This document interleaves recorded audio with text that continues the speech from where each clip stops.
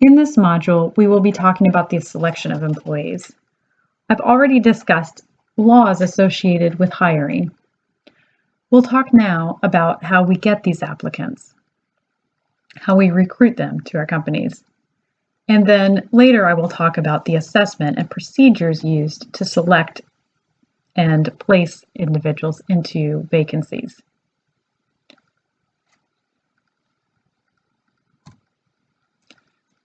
So right now I'm going to talk about this aspect of getting applicants. So I want to go over some definitions here. In thinking about the process of gathering applicants, we need to look at the situation we have. There is the larger labor force, which is all possible individuals, those who are looking for work or could be working. So we're not including here children unless they are of working age. From this, we need to choose a focus. Who do we want to target for recruitment, which is the process of generating an applicant pool? This will be the applicant population. It's the subset of the labor force we are targeting by using a particular recruitment tactic. And then, from using those recruitment tactics, we get an applicant pool, which is the set of all the people who actually apply to the job. So we are looking to hire someone from this applicant pool.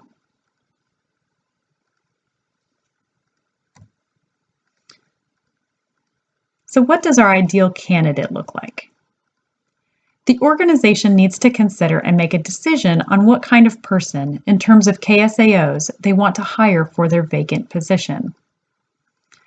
Or in some cases, they may be bringing on an extra person or extra people without a particular job position in mind, in which case placement, which is matching people to individual vacancies, becomes an issue after the hiring process. So like in the military, people are brought in, recruited, and then there's a decision on which job position they enter. So say we have 4 characteristics that we can or are looking at. Here's a list. We'll look at these for example purposes. M for motivation, SA for spatial ability, which is the ability to see how things fit in space, like being able to mentally manipulate a 3-dimensional object. Attention to detail and communication skills. So everyone is different. People have differing levels of each of these. Some are strong on one while weak on another. Another person will be strong on a different component. Profile A here is strong on spatial ability and attention to detail, but weak on motivation and communication skills. Profile B is strong on motivation and attention to detail,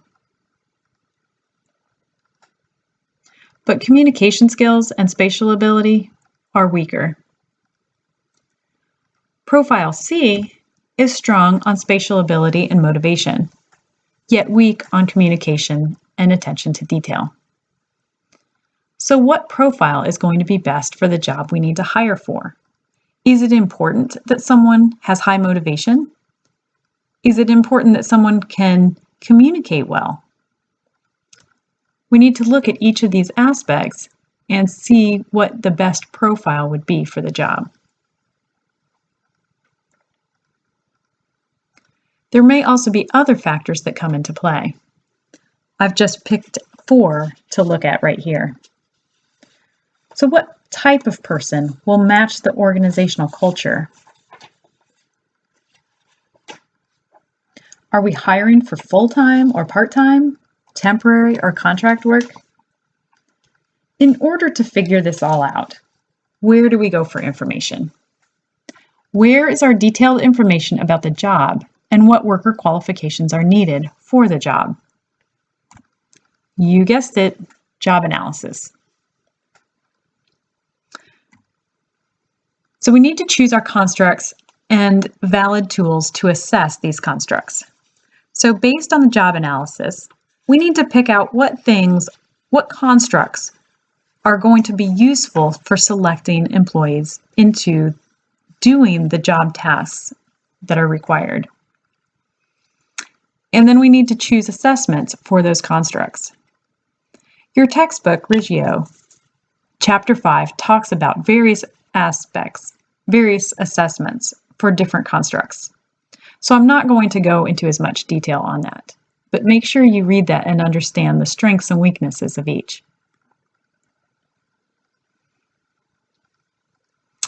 I want to point out that if something is not already shown to be a valid predictor, we can't be using it. And that comes back to those employment discrimination laws. If we use something as a predictor and we don't know whether it actually predicts performance, and it is found to have an adverse impact on a particular protected group, we will be liable for discrimination. So let's look at our social science research assistant. Based on the job analysis, there are some things that are probably important for performance in this position. Ability is something that's probably important here. Now, right now, we're just taking that information and using an educated guess. So all of this is qualified by having a formal validation study to determine whether this is actually correct. But say we wanted to select based on cognitive ability. What possibilities do we have to do that? We could use a basic intelligence test. Maybe we would want to use GPA. Some of you are reviewing an article. Some of you have reviewed an article for this past week on using GPA in selection. Personality and conscientiousness. We probably want somebody we probably want someone in this position that has some attention to detail. Conscientiousness is probably our best bet in terms of the personality characteristics. In this position, we probably want someone with attention to detail. The personality construct of conscientiousness is closely related to that. So how can we get to conscientiousness? Should we look at a personality test like the California Personality Inventory, the CPI, or should we look at reference letters? So another research article that others were summarizing for this past week is about reference letters. Do you feel that these give you a good indication or could give you a good indication of whether someone is conscientious? Job knowledge. If we're seeking a research assistant in psychology, perhaps the psychology GPA of that student is important and can tell us something about how much they know. We could also look at work samples. We could give them a test using a database and ask them to show us how to set up a simple database. We're probably interested in honesty and ethical behavior because a research assistant is going to be working with confidential data. So it'll be important for us to know that they can keep that information confidential. What can we use then to test for ethical behavior or to give us an assessment of how ethical someone is? Should we use an integrity test?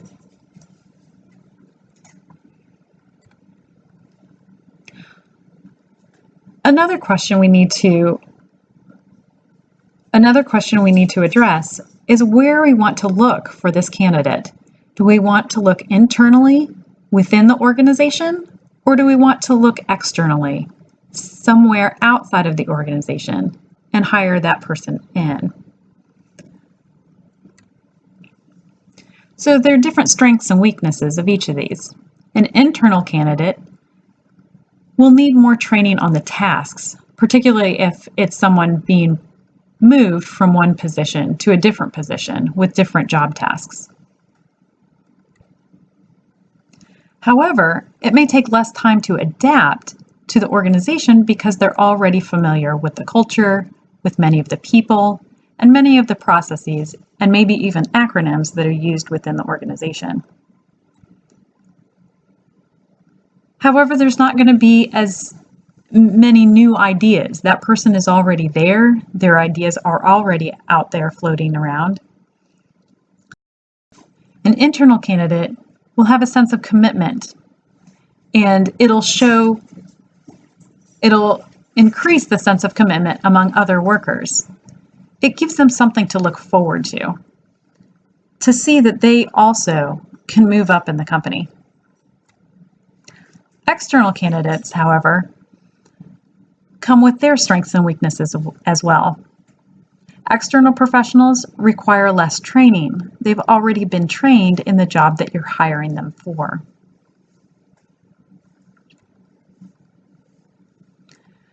However, there may be more adjustment time to the organization, the culture, the terminology, etc. They're going to bring new ideas with them, coming from a different place, a different organization. They will have a new perspective to bring to your company.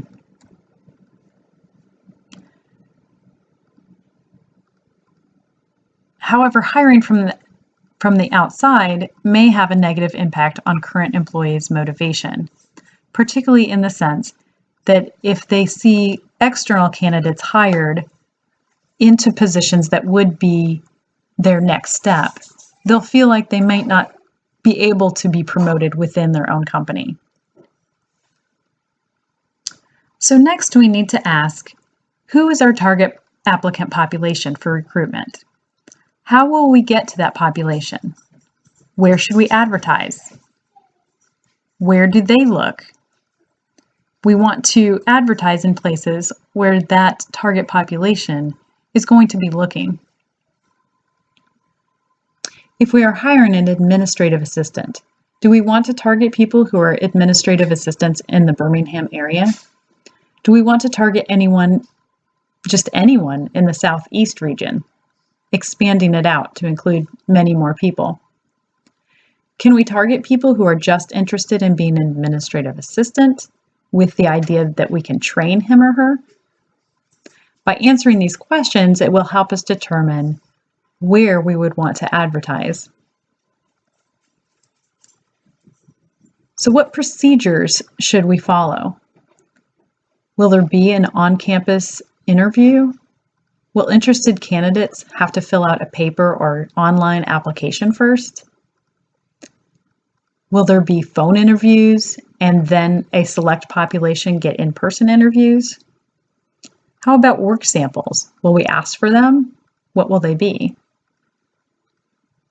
Will we require people to pass one hurdle or test before they move on to another part of it? So before we go too far, we need to take some time to think about those employment laws we discussed. The recruitment process is a key point in the hiring process and in itself can be discriminatory. Have we only advertised our opening to certain schools? Have we only advertised in certain magazines or outlets that tend to have a select subpopulation looking at them?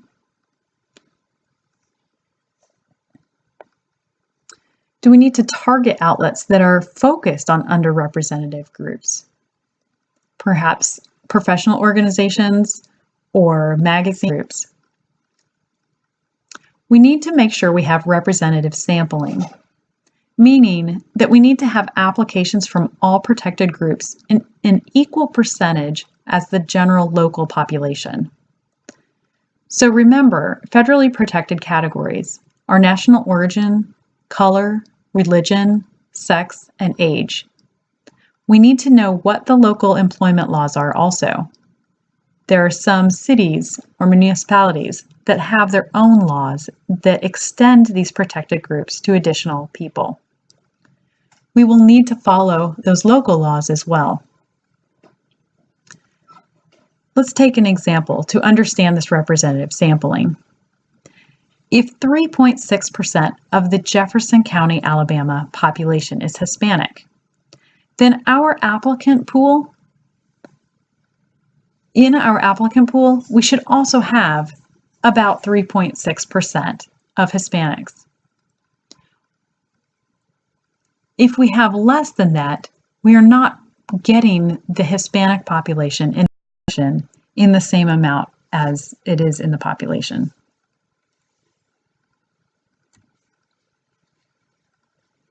So social psychology has a lot to say about how we can actually recruit people to submit applications. Robert Cialdini wrote a book. The latest version of that came out in 2006, called Influence: The Psychology of Persuasion. In his book, he discusses different influence tactics. I've listed those here, and I will go through each one in turn. Reciprocity, consistency, social proof, liking, authority, and scarcity. These are principles by which we respond to our social environment and can also be used as ways of influencing other people.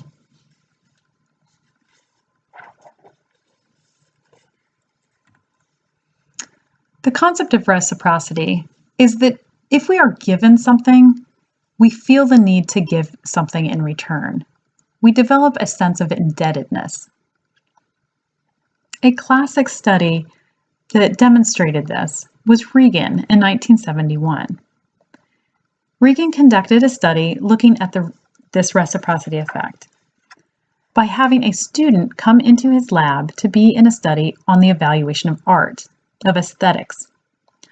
2 people were supposedly in the study, but the other person, Joe, he was a confederate of the researcher. That's someone who works with the researcher but acts as if he is in the study as a participant. So during a break, they both come into the lab and they are making ratings of these various pieces of art. During a break in the study, Joe goes out and either just comes back without anything, or he brings back 2 Cokes, one for himself and one for the other participant. And he simply makes the comment, "The researcher let me get this, so I bought one for you too." After rating all the paintings, Joe asked the participant if he would buy some raffle tickets from him. So the question is, how many raffle tickets did the participant purchase from Joe? Well, it turns out that the participant, bought twice as many of the number of tickets when Joe brought back a Coke for him. And I do say him because all the participants were male. It's interesting, though, because Regan also looked at the likability of Joe, creating 2 conditions, one in which Joe was mean to the other participant, and the other one where he was particularly nice. It turns out the participant still purchased more tickets from Joe when he brought him a gift, regardless of whether he was a likable Joe or the mean Joe. So this experiment demonstrated in a controlled setting the principle of reciprocity. So how can we put this idea to use? This idea that when somebody does something nice for us, that we feel this need to give back in return. Well, we see this in solicitations for donations often. We get something in the mail and it has free address labels or note cards. Sometimes a survey will come with a nickel or a dime. You might get a free sample at Costco or a grocery store. And any kind of in-home sales party, whether it be Tupperware, Pampered Chef, some type of candles or bags, participants, these often have little games at the beginning of the sales party. And in that game, people win small gifts. By receiving that gift or taking the food sample at the store, you're taking a small gift that then creates a sense of indebtedness. And the hope for all of those is that you will then purchase something in return, or in the case of the survey, that you'll fill it out. So how can we see this principle of reciprocity in recruitment? So say we are at a job fair. Often companies come and they bring small tokens, of course with the company logo on them. So if a company gives you a pen or a stress ball, then there's a little bit more push to feel like you should apply. Also, a recruiter who takes a little extra time to speak specifically with you individually. That recruiter gave you his or her time, and now there's a little more indebtedness that you should apply for that job. Later on in the hiring process, there might be an interview that's in person. And particularly if that's far away, the company takes the time and money to fly you there. Then there might be a little bit more feeling that you should accept the job because of all that effort they went through. The second principle is consistency. A person wants to be consistent with his or her past behavior or statements.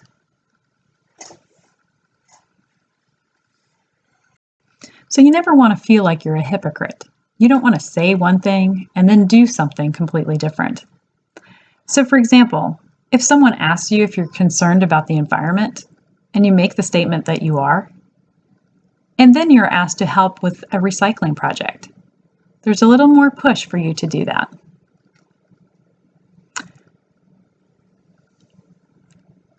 In a demonstration of this, Moriarty in 1975 conducted an experiment on a beach. A research assistant laid down a blanket close to an unknowing stranger and then got up and left a few minutes later. A second research assistant came and stole that radio. When we looked at the behavior of the stranger nearby, only 40 of 20 people did or said anything to that supposed thief. However, under a different condition, Moriarty had the research assistant, simply say to the stranger, "Will you please watch my things?" And then he left. In this case, 19 out of 20 people interrupted the thief in some way. That's a big difference. So when someone made the agreement, verbally said, "Sure, I'll watch your stuff," there was more pull to be engaged and to intercept the thief.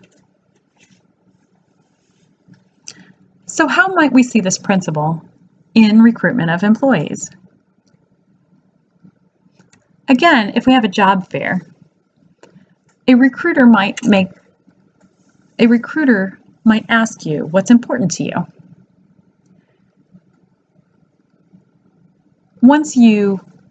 It's easy for them to come back and explain just how their company fits in with your values.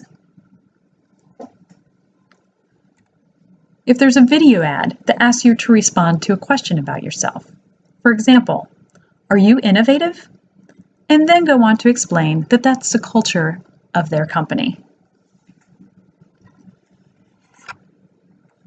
The third principle of social influence is social proof. Everyone else seems to be doing it, so it seems right. So when we have a doubt about what the right thing is to do, we look to others to see what they're doing, to see what then X seems like the right thing to do. So some common examples of this are not starting to eat until others do, or laughing because others are. Have you ever found yourself laughing at something, but you really don't know what it is? You start laughing because everyone around you is laughing. Bartenders or restaurants or musicians might salt a tip jar to make it look like that's what others are doing. Everyone else is giving a tip, or at least some other people are giving a tip, so you should too. In terms of job recruitment, we might find at a job fair that a bunch of people are standing around one particular employer's booth. And it might be that the recruiter has brought something of interest, some kind of entertainment or giveaway, maybe even has an animal, maybe a dog, to attract people to the booth. It makes others want to join in to see what all the excitement is about. Another possibility is that there is a stack of completed applications or a list of interested people.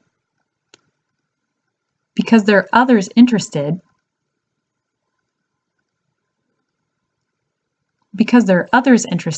you develop a sense that you should be interested too. There must be something about this company that's of interest to all these people, so I want to find out what it is. Another possibility is, say you have a small town with one primary employer, and it seems like half the town works for that. And it seems that half the town works for that employer. For someone who is looking for work, that may be a strong influence. Everyone else is working there, so I should probably look into it.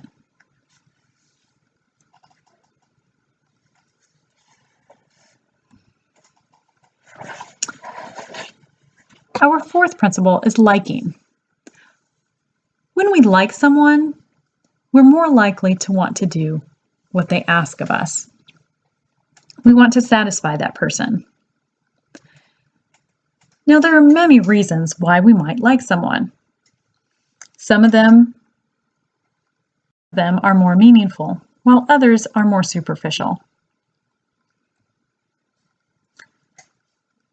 Physical attractiveness. We tend to like people who are physically attractive. So in recruiting ads, companies often put photos of beautiful people in the advertisements. They want to put people in there that you might like. You would want to work with these people. Compliments. When we receive compliments from others, we feel good about it, and we tend to like that person. So a recruiter who compliments you on something is getting you to like them, which will then lead to more compliance with applying to the company. Repeated contact. When we see the name of a company everywhere, we start to get a feeling of familiarity and liking.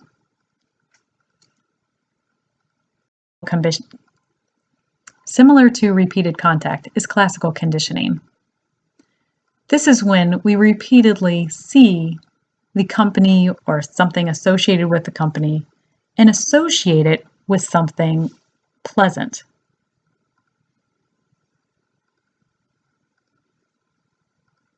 In order to develop the sense of liking. So for example, if you drink Coca-Cola and you enjoy that sweetness, you come to have that association with the brand. And similarity. We tend to like people who are similar to us, who are like us. We feel comfortable with them. So a company may send an alumnus to a job fair even though you don't know that person, they automatically can make a connection by saying, I used to go to school here too. And this is even better if and this becomes even deeper, if you have other similarities, whether it be sharing the same major in college, having some of the same instructors, or maybe sharing some extracurricular activities.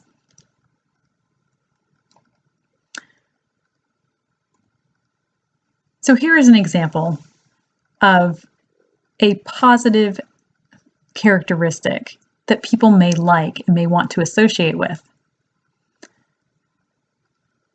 Those who see themselves as strong or who want to be strong will be attracted to this ad.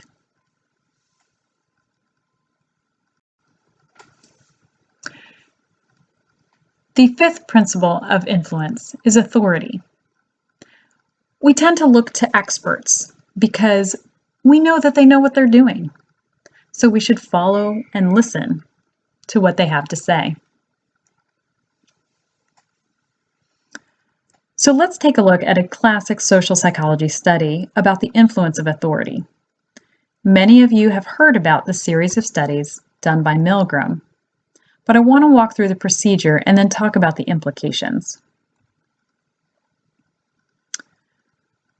So people came into a laboratory setting with the expectation that they were engaging in a study involved with learning.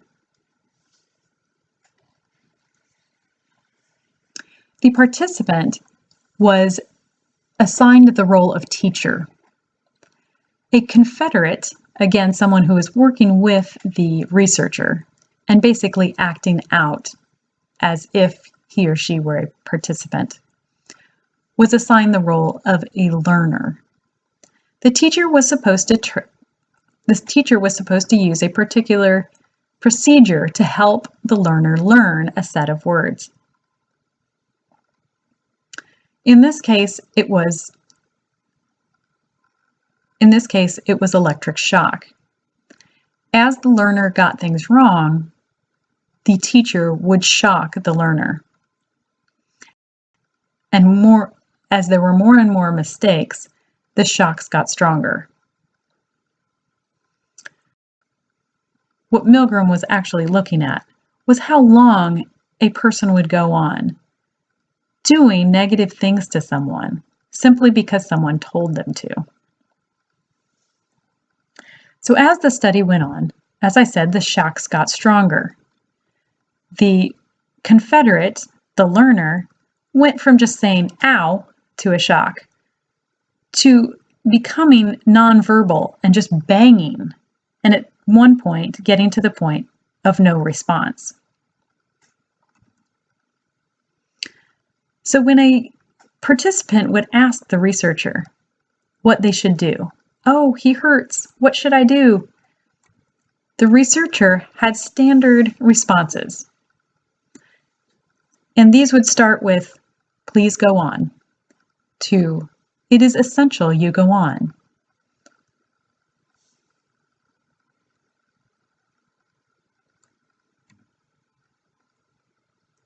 And the key outcome, does the experimenter keep shocking?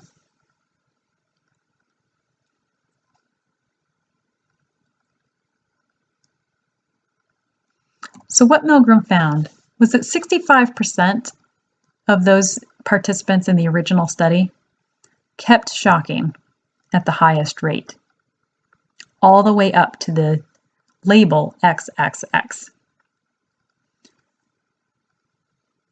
An additional 30% went to extreme intensity shock, which was the label on the shocking device, which, by the way, did not actually shock anyone. So Milgram did a number of variations of this study to look at aspects that he thought might make a difference. This study was originally conducted at Yale, and he thought, well, maybe it was the prestige of the environment. He did another study to look at kind of a generic authority, the, quote, research corporation, which was conducted somewhere in town in an office building.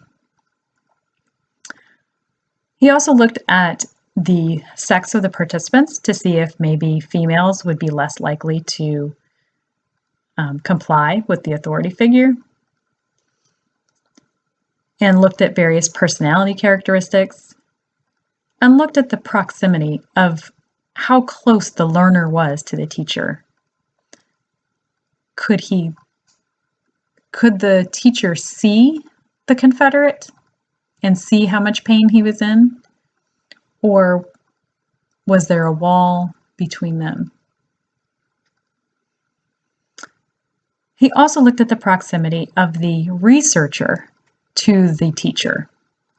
So the participant would either have the researcher right there in the same room, or could be as far away as a phone call, or I believe in the furthest distance, just a tape recording explaining that the participant needs to go on. Many of the factors didn't matter. However, the proximity conditions did. When the learner was closer, the participant was less likely to go on. And when the researcher was further away, when that authority figure was not in the room, the participant was less likely to continue engaging in the shocking behavior. However, it's interesting that the participant often would just lie about what they did, that they would continue shocking, but at a low level, but telling the researcher that they went on and increased the intensity. I want to make a note on the study design here. Milgram wrote up his paper talking about his experiment. Psychology today has become more specific in the language we use for our study design. Milgram's study was not an experiment as psychology defines it today. It is what we call a quasi-experiment. His independent variable was the level of shock. All levels of shock were experienced for all participants if they continued through to the end. So this is a within-person study. However, the conditions were not randomly assigned. Everyone started at the lowest level and proceeded to the highest level. There is a high likelihood that this itself played a role in people getting to the highest level without quitting. We tend to not question as much when an authority figure asks us to do things that are only somewhat uncomfortable. But over time, the request can progress and become bigger and bigger, and more against what we believe is the right thing to do. If we are on the road already, that we've agreed to comply, it's harder to stop and change our decision. That consistency principle that we talked about is a major factor here. We have already complied, and therefore we want to continue being consistent and being a helpful person and engaging in this study. So what does this all have to do with recruitment? How might authority figures play in to us being recruited to a company, or for us to be able to use this principle in order to encourage people to apply to a company?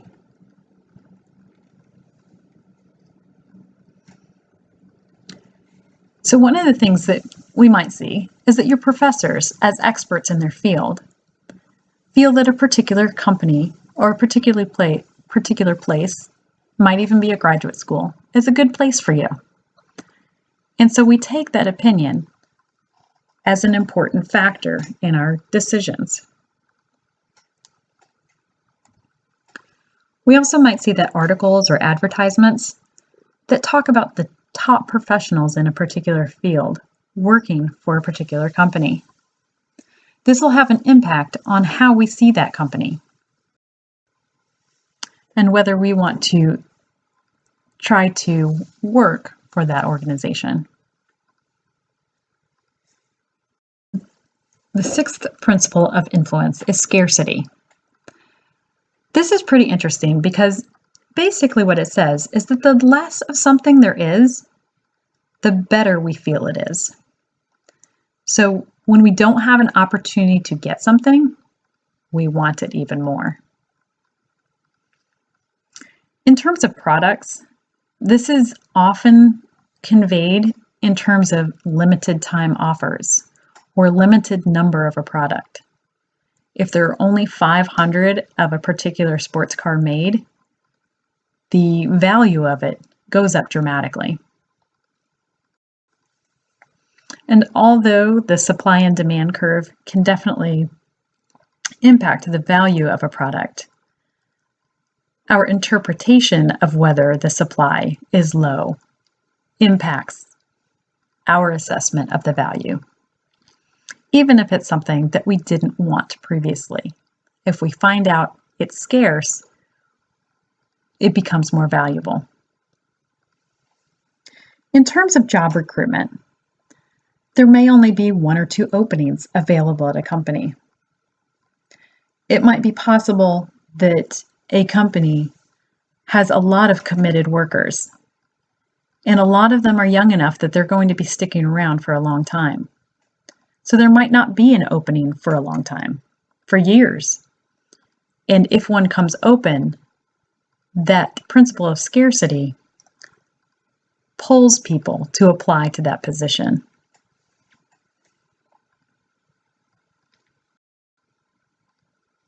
It is also applied in the sense that only a select group of people get to work at a particular organization.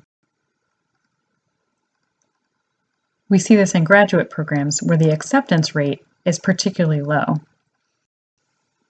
A classic example of this is the Marines recruitment. The few, the proud, the Marines. So in a lot of recruitment ads, there may be multiple tactics used. For example, in this Microsoft Research ad,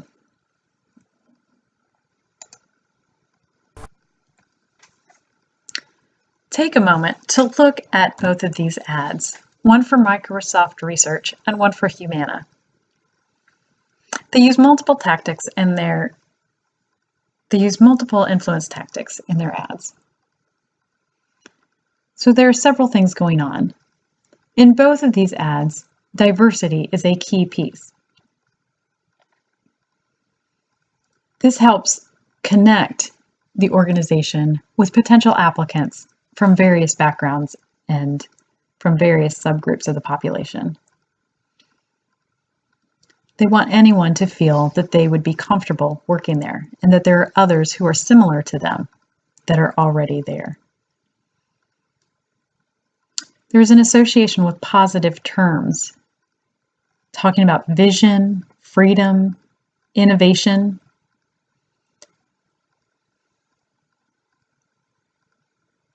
Putting ideas into action.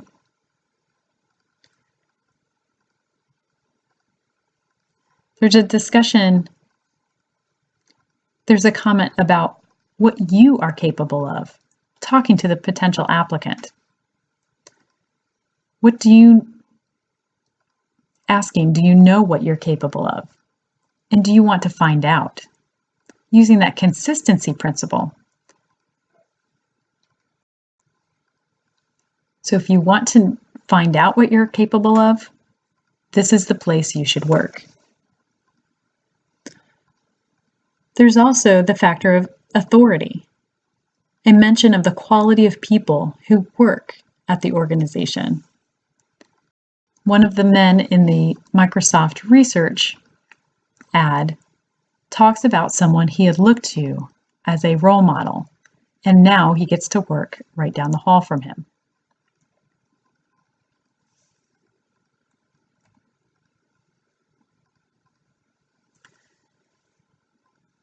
So take some time this week to find a recruitment ad and Think about what influence tactics are being used. Describe it, and if possible, put a link to the ad on the discussion board. Explain what influence techniques you see are being used within the ad.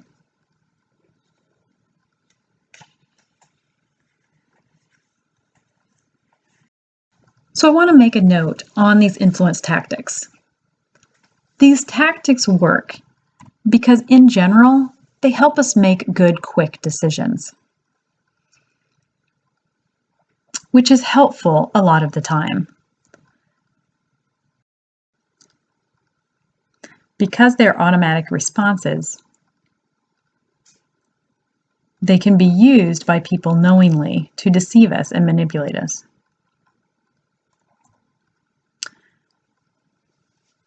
So sometimes these influence tricks are used intentionally, and other times it just happens to be how we respond to the environment.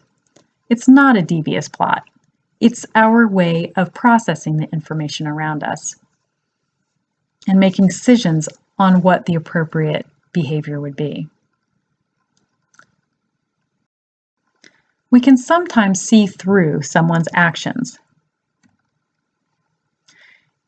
And often with these techniques used as sales techniques, we can see this. And if that's the case, if we can tell that someone is using these tactics to deceive us, it's often not going to work. So the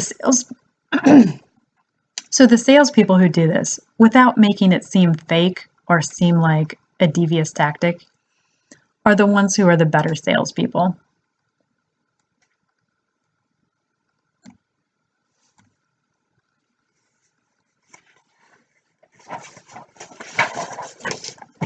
Okay, so to review what we've talked about, we have gone over the terms labor force, applicant population, and applicant pool.